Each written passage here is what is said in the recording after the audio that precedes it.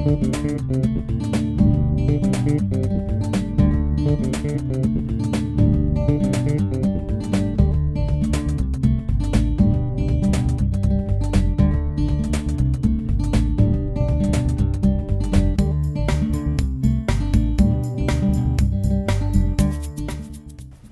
everybody, thank you all for joining us. My name is Jack Breen. I'm a student in the Labor Studies program here at UMass Lowell. And I'm Dominic Flores. I'm also a student in the Labor Studies program. Today, as part of our service learning projects, we are going to be interviewing Thea Anderson and discussing her work with the Lowell Education Justice Alliance. Hi everybody, Lamarre Anderson. Sorry. Yeah, I'm a sophomore at UMass Lowell right now, and I'm somewhat active in LEJA and a few other different educational justice associations. All right, so let's get started. So, Thea, do you think you could talk about why you're involved with the Lowell Education Justice Alliance? Yeah, so I'm originally from Westford. I actually spent most of my schooling years at Westford, 2nd grade through 12th, and I got a super good education. Westford's one of the top schooling towns in the state, and Massachusetts is one of the top in the country. So I'm really, really lucky with the schooling that I got, and I'm in UMass Lowell right now, which is also a really good school. So I got lucky, but I know a ton of people who didn't, and I think that's unfair. I think that having an equal opportunity education across the country, but especially in Massachusetts, because I'm from here, is super important. My mom also teaches in Lowell, so she's a 4th grade teacher in Lowell. And the disparity that I see between my 4th grade and the 4th grade that she teaches is kind of ridiculous sometimes. Like, she pays for a bunch of stuff out of her own pocket for school, which shouldn't happen. She has less funding. I mean, her school is right now overrun with rats, literally rats. And that's not being taken care of. That's been all year, and there's just not being taken care of. And that would never happen when I was in school in Westford. And so that's just inequality at its finest. It's not fair, and so it's super important that everyone has that equal opportunity for education. So do you think you could talk about the goal of the Lowell Education Justice Alliance and maybe some of the current work that it's doing right now? Yeah, totally. So it's generally building like a stronger and better public education system for everybody, and it's driven by the community, the LEJA itself. So it's just super with equality, and it's run by, teachers, union members, students, parents. It doesn't really have like a legal system. It's not publicly funded. So it's really for the people who are being impacted by this kind of stuff. And so its goal is to just avoid privatization of schools like charter schools. Actually, that's how LEJA started. So it came out of, MAJA, which is the bigger group of it, Massachusetts Educational Justice Alliance, started when it was opposing question number 2 in 2016, which was going to be extending charter schools in Massachusetts. And so the Massachusetts Educational Justice Alliance came out of that, of opposing number 2, doing no on number 2, question number 2. And so, it won against all odds, actually. The yes for number 2 was really well funded by a lot of different anonymous organizations, and yet it didn't get the yes vote. So that's pretty awesome. And then it just keeps going because there's so many issues of equality in schools. LEJA specifically is obviously looking at Lowell, a bit of Greater Lowell as well. There's a few meetings coming up actually that I can definitely promote. On April 29th, there's a meeting at 169 Merrimack Street, and that's actually a pretty important one coming up because there is going to be some lawyers there. There's a possible lawsuit being brought up against the Commonwealth of Massachusetts that's being looked at as a possibility by these lawyers, and so they're coming to the LEJA meeting to try to see if anyone's be interested, if they can share stories and try to look a little deeper into that possible lawsuit. So if anyone wants to come and learn more about that, if they want to share their stories with the lawyers, if they want to try to figure out what's going on, or just learn about LEJA, definitely April 29th, 169 Merrimack Street is a really cool meeting to go to. Awesome. And now, speaking more to the LEJA mission statement, it says that our schools must be accessible to all regardless of race, gender, ethnicity, income, etc. Why do you think it's so important to not only address that, but to have that on the LEJA website? Well, I think that if you look at my situation, Westford is a largely white town. It's a wealthy town, and it has a good education system. Lowell is, I think, majority town. I'm not actually sure, but it has a lot more diversity than my town. It's not as rich of a city, and it doesn't have as good of an education system. Not to say that there aren't great schools in Lowell, there are, but they're being underfunded.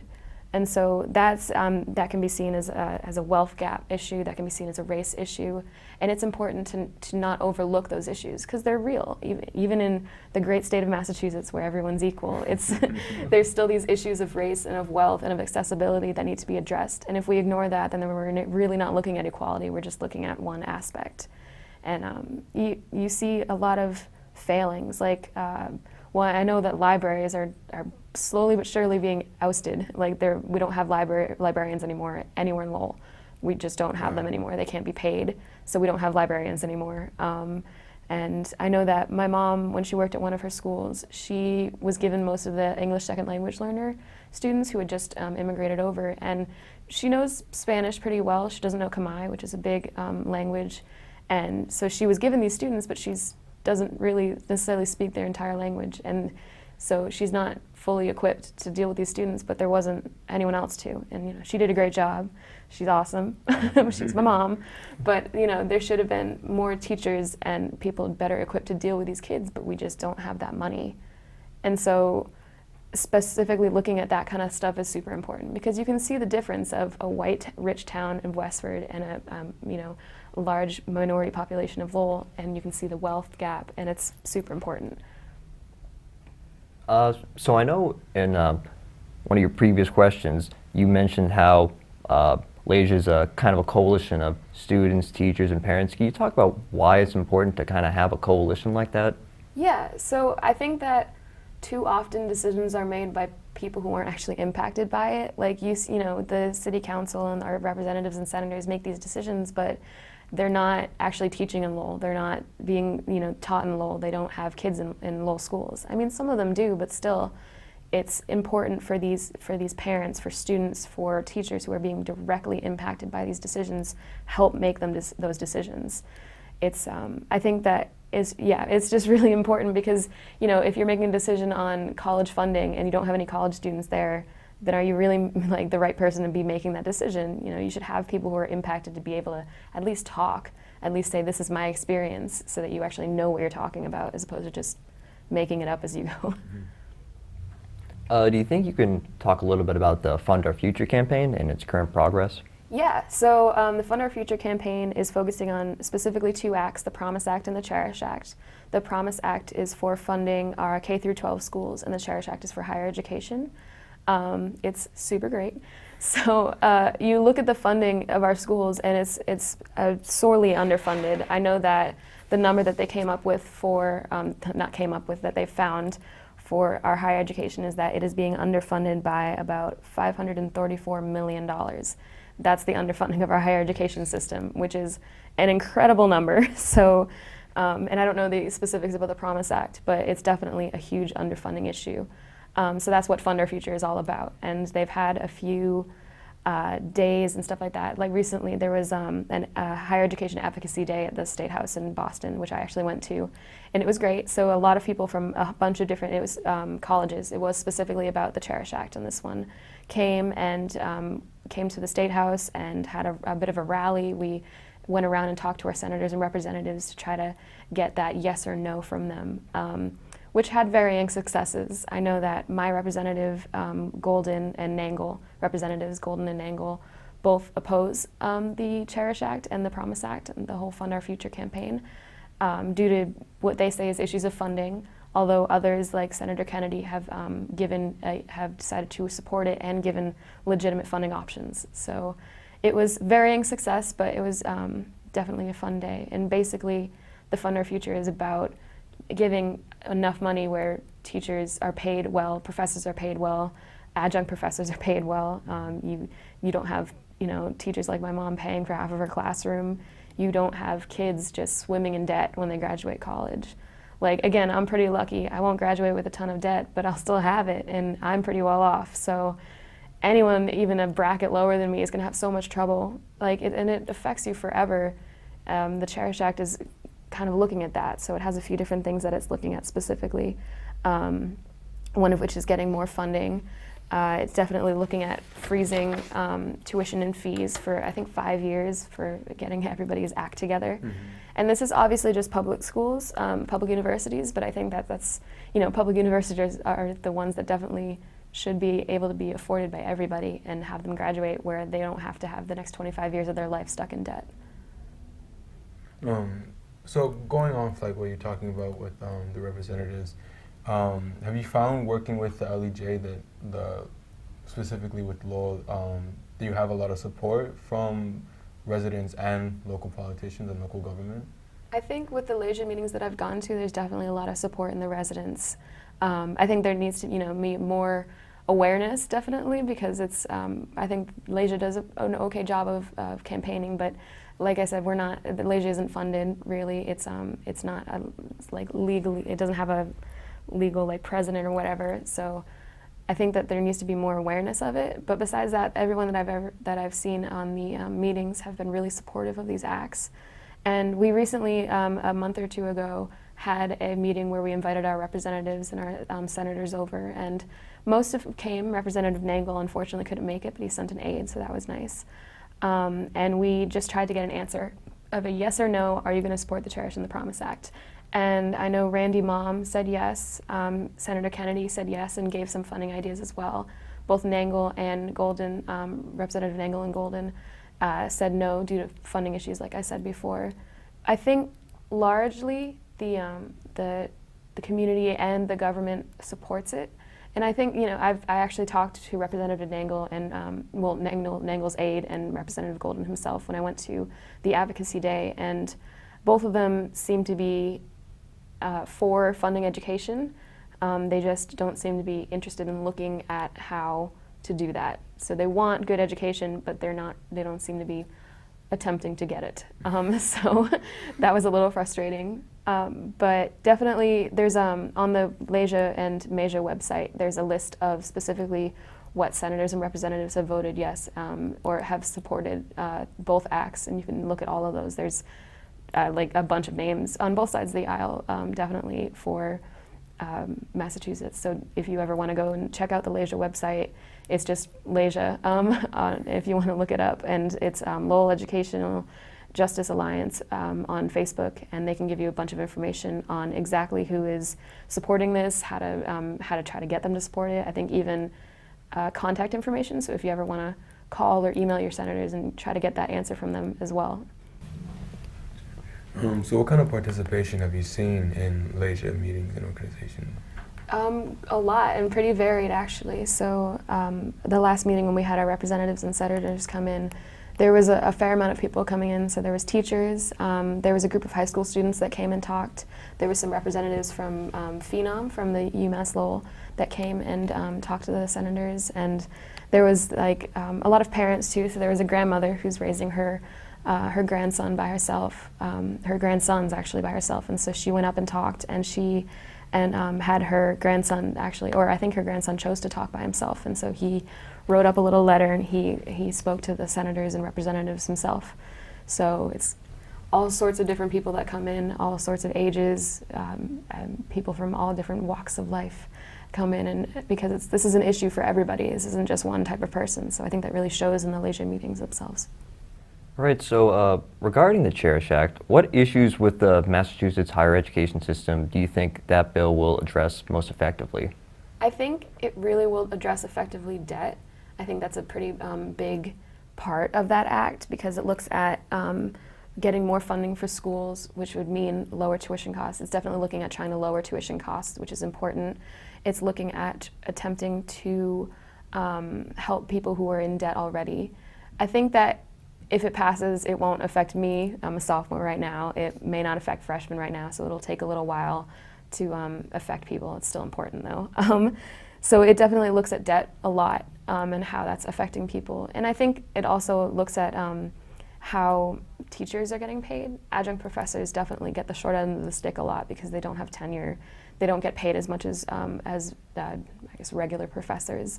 So it's looking at that pay gap as well, and in general, just professors in general should just be paid more, and so it definitely looks at that pretty well. So I know you've also mentioned how you kind of had some difficulty reaching out to many of our elected officials, but what are some other challenges that you've encountered trying to get legislation like the CHERISH Act and the Promise Act passed? Yeah, so definitely the representatives and senators that are opposing it is a challenge.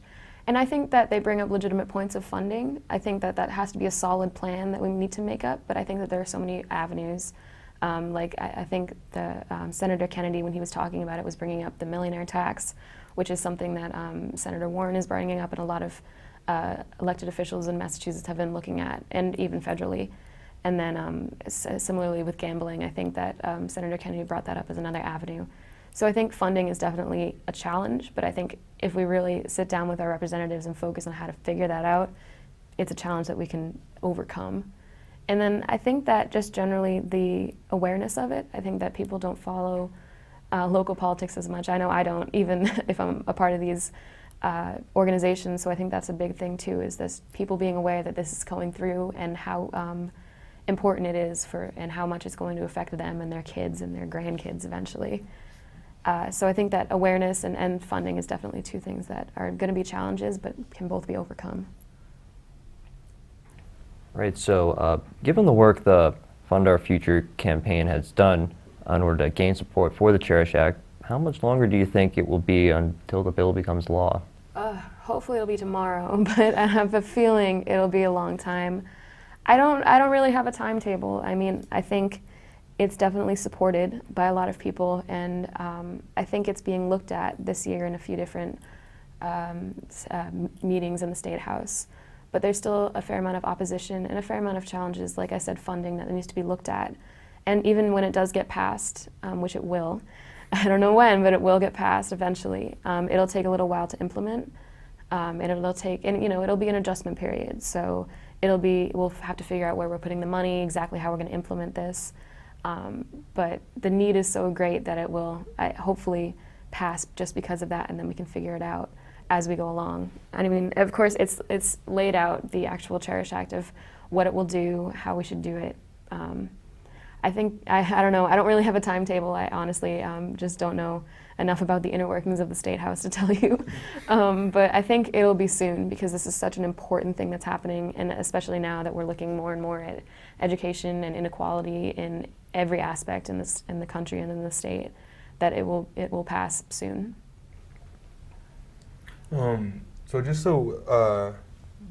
can students like ourselves and other UMass Lowell, and even just students who are still in high school, what can we do to get involved and better support organizations like the LEJ? Yeah, definitely go to LEJ meetings, and they can get you in contact with a lot of different events and senators, and on senators, like, email or call your senators and representatives, make sure that they know that this is important. Like, sometimes you don't really want to bombard someone, but sometimes you have to, just so that they realize how important this is.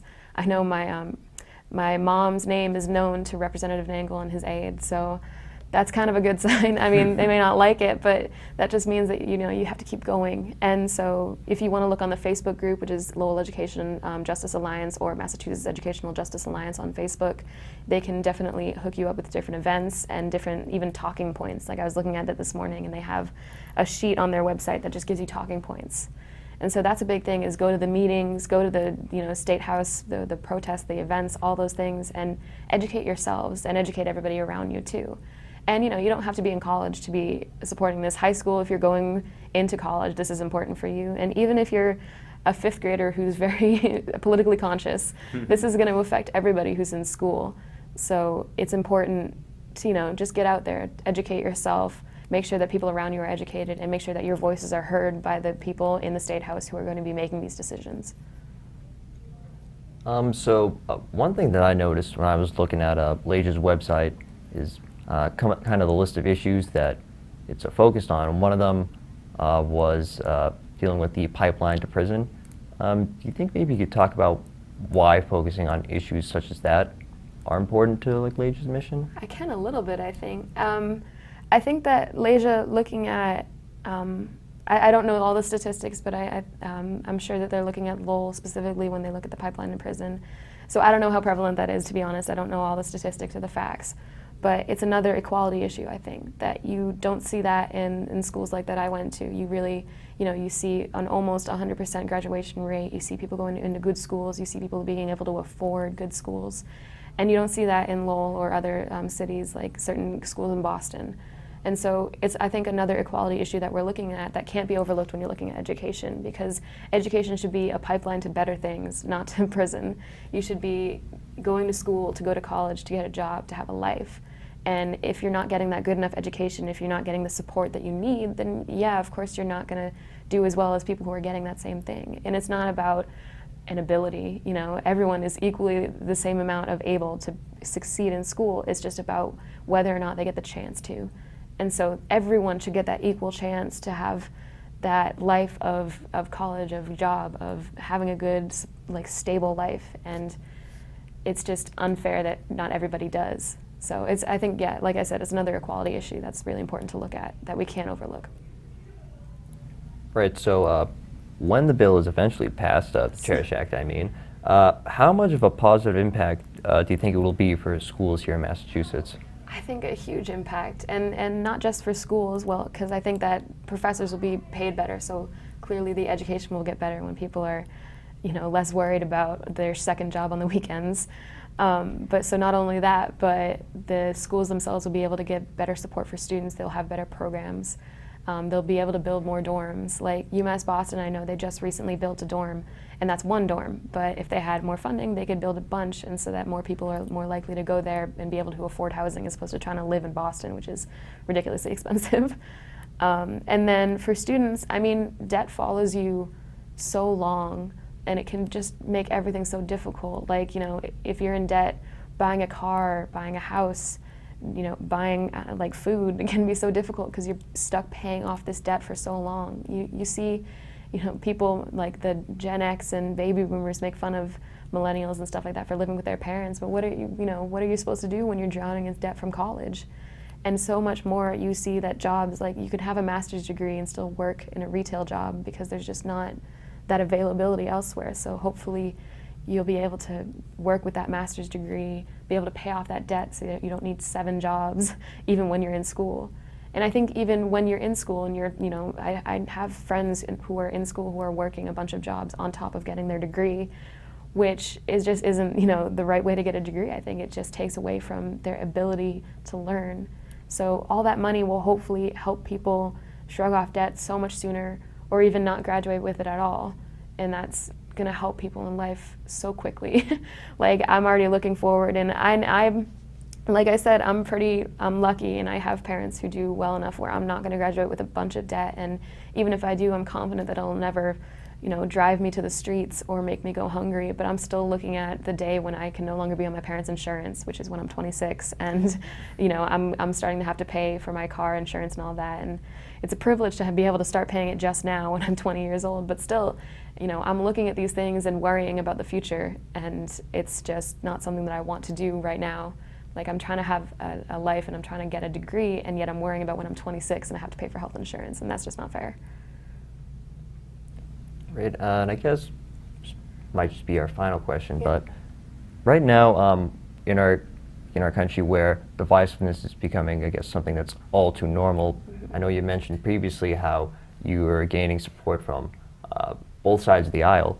How important do you think it is to get support for bills like the Promise Act and the Cherish Act from both Democrats and Republicans in this day and age? Well, education shouldn't be a partisan issue. It's education. It affects everybody.